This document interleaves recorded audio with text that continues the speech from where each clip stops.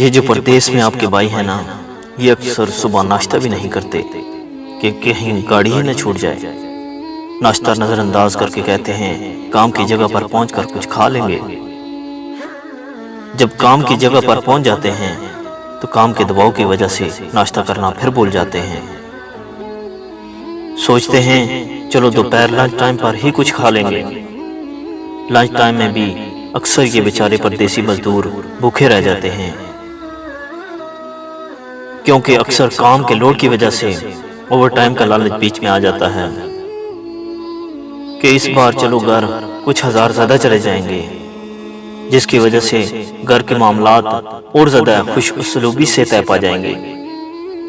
Break کے time پر یہ مزدور جن پر آپ کو ناز ہوتا ہے کہ وہ دبئی، شارجہ، بحرین، سعودیہ، قطر اور کویت یا دنیا کے کسی کونے میں بھی کیوں نہ ہوں، جن پر آپ کو فخر ہوتا ہے کہ میرا بھائی تو بیرون ملک ہوتا ہے، بریک ٹائم پر کوئی کاٹن کا ٹکڑا اٹھا کر، کوئی پلاسٹک کچرے کے ڈھیر سے اٹھا کر اس کو جاڑ کر وہیں پر بچھاتے ہوئے تھوڑا آرام کر لیتے ہیں۔ کچرے کے ڈھیر میں پڑا گندا بدبودار اور پلاسٹک یا کاٹن کا پیس، جی ہاں وہ خود گدوں پہ آرام کرتے ہیں اور آپ کو نرم نرم گدوں پہ سلاتے ہیں۔ صبح 5 بجے سے لے کر شام 7 بجے تک سلسل خون اور پسینے کا ایک ایک قطرہ بہایا جاتا ہے۔ درہم، ریال اور دینار کے لیے جلا دینے والی گرمی دماغ کو ابال کر رکھ دیتی ہے۔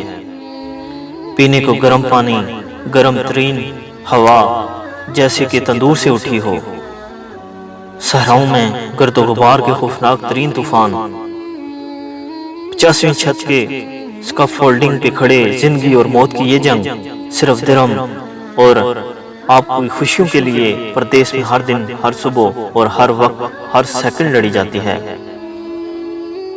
پردیس میں ایک پردیسی پر کیا گزرتی ہے آپ اس کا اندازہ بھی نہیں لگا سکتے۔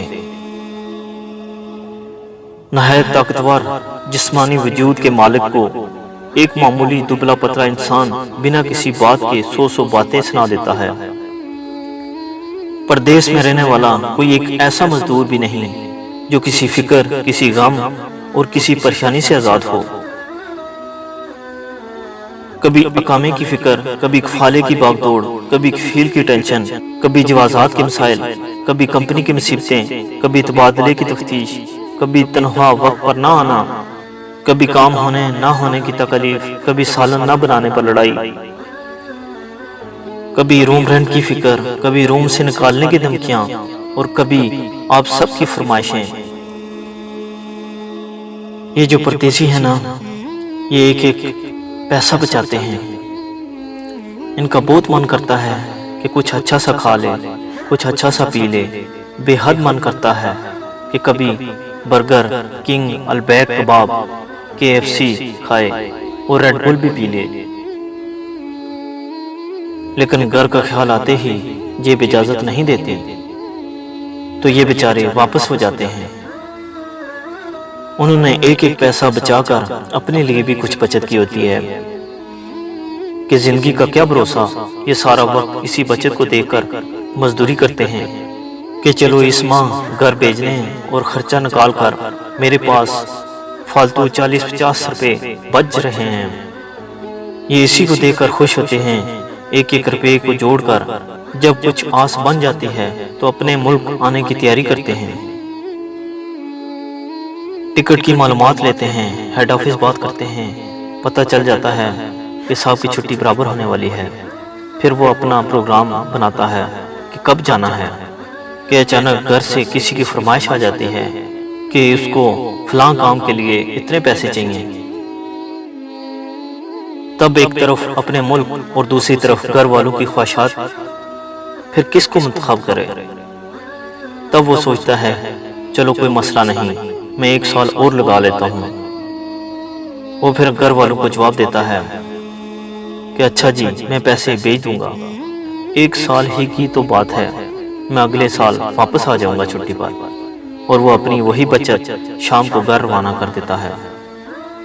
یہ جو پردیسی ہوتے ہیں نا، یہ آپ کے لیے روز موت کا سامنا کرتے ہیں، پل پل جیتے اور پل پل مرتے ہیں۔ اکثر رات کو کمل میں رو بھی لیتے ہیں کہ دکھ درد کس کو سنائیں، یہی سوچ کر چلو میں تکلیف میں ہوں، پیچھے گھر والے تو سکھی ہیں نہ میری وجہ سے۔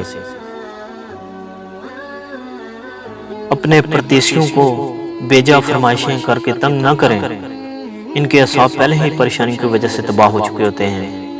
ان سے کوئی شے مانگنی ہو تو بے حد قیمتی شے کی ڈیمانڈ بالکل نہ کریں۔ ایک اچھے آئی فون کی قیمت ایک مزدور کی 3 ماہ کی تنخواہ ہوتی ہے کہ 3 ماہ کی تنخواہ سورج کے سامنے کھڑے ہو کر اپنا چمڑا اور خون جلا کر وصول کرتا ہے۔ آپ کی ایسی فضول کی فرمائشیں ان کو مزید پریشان کر دیتی ہیں۔ آپ کو بحرین، دبئی، قطر اور سعودیہ میں سورج کی تپش کی طاقت کا اندازہ نہیں، وہ انسان کو کوئلہ بنا دیتی ہے۔